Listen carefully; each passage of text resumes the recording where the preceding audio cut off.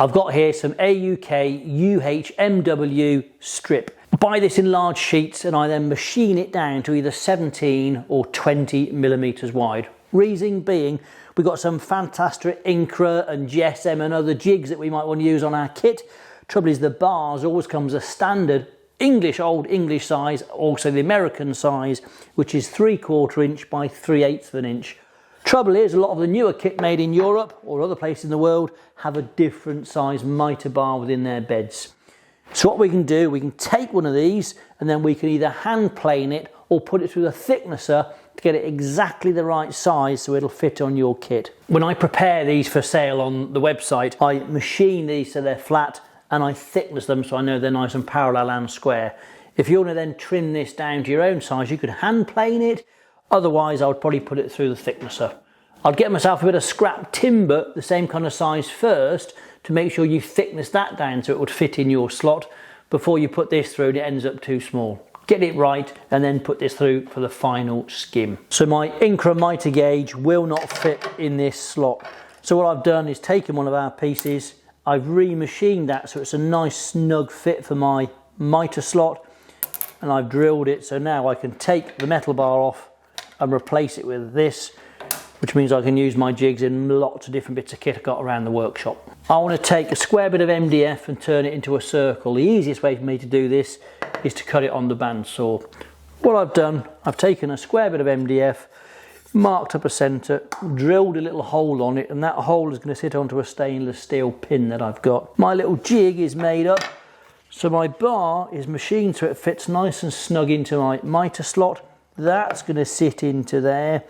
I've got a mark down here. I want the blade to be positioned that the centre of this pin is between the front of the blade and the back of the gullet. If you have it that position, you'll cut perfect circles. If you have it too far forward or too far back, it'll cut a spiral shape and it just doesn't work. What you need to do is get this set up in the right position, and I've got behind here one of my magnetic blocks set to the right position. That's going to basically sit on there, hold this right, so we can spin this little circle around. Another jig I've got for cutting a radius is a radius for this mallet head. For this one, again, I've got a bar which is made up, which fits onto the bandsaw. I've got this bit of a head, so basically I can undo those screws. I can attach this on there while it's still square. Put him on here to the right position, tighten him down. I'm actually using the pre-made mortise as my fixing point. And then this whole thing spins or pivots off a pivot point underneath here.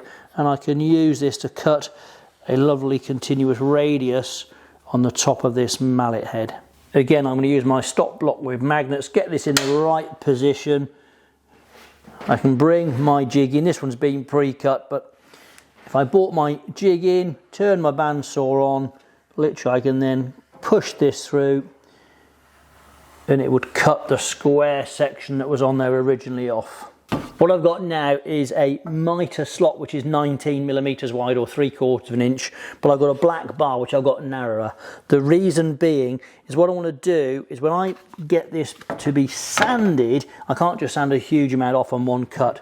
So I'm going to get this so it's pulled to the back of the slot and do one pass if I was sanding it, and then I can push it forward a bit, and then when I've got it to the final position it'll be against the front of the slot, and that will then give me my final sanded finish.